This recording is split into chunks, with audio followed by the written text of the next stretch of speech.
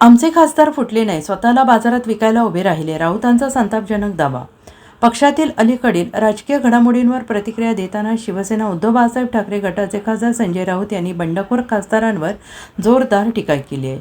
माध्यमांशी संवाद साधताना राऊत यांनी म्हटले की गेल्या 60 वर्षात शिवसेनेने अनेक चढउतार, यश अपयश आणि पक्षांतर्गत बदल पाहिलेले आहेत. मात्र अलीकडच्या काळात पक्षात झालेल्या घडामोडी वेगळ्या स्वरूपाच्या असल्याचं त्यांनी नमूद केले. बंडखोर खासदारांच्या भूमिकेबाबत बोलताना राऊत म्हणाले, मी याला पक्षफूट म्हणत नाही.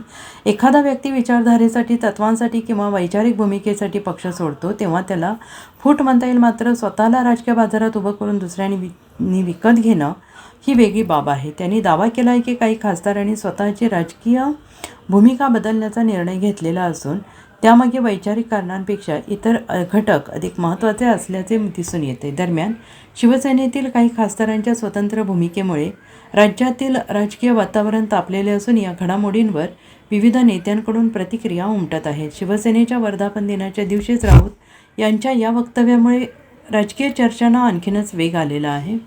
आगामी काळात संबंधित खासदारांची भूमिका आणि पक्षाकडून होणारी पुढील कारवाई याकडे राज्याच्या राजकीय वर्तुळाचे लक्ष लागून राहिलेले आहे.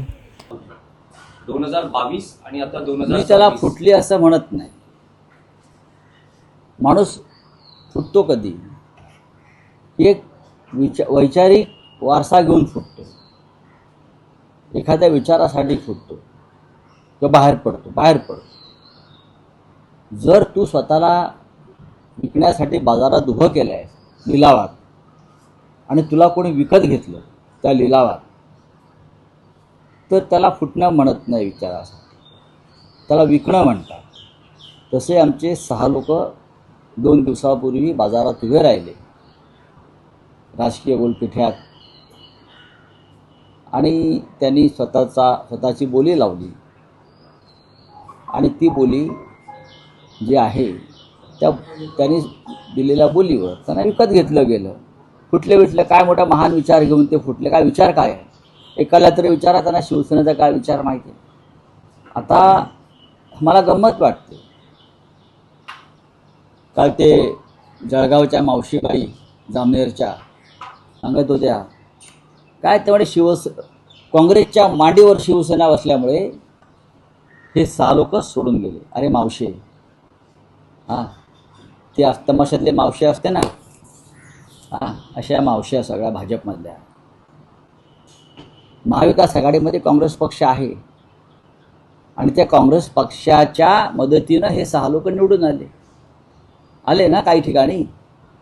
तेव्हा तुम्हाला माहीत नव्हतं महाविकास आघाडीत काँग्रेस आहे? ते माहीत होतं ना की महाविकास आघाडीमध्ये काँग्रेस पक्ष आहे, राष्ट्रवादी काँग्रेस पक्ष आहे. हे त्या 6 लोकांना माहीत होतं ना. आता मोठं सांगतायत तुम्ही. आणि काँग्रेसचा या मावशीबाईला जामनेरच्या काँग्रेसचा एवढा तिटकारा कशा करता? या काँग्रेसमुळे देशाला स्वातंत्र्य मिळालं, तुम्ही काय केलं?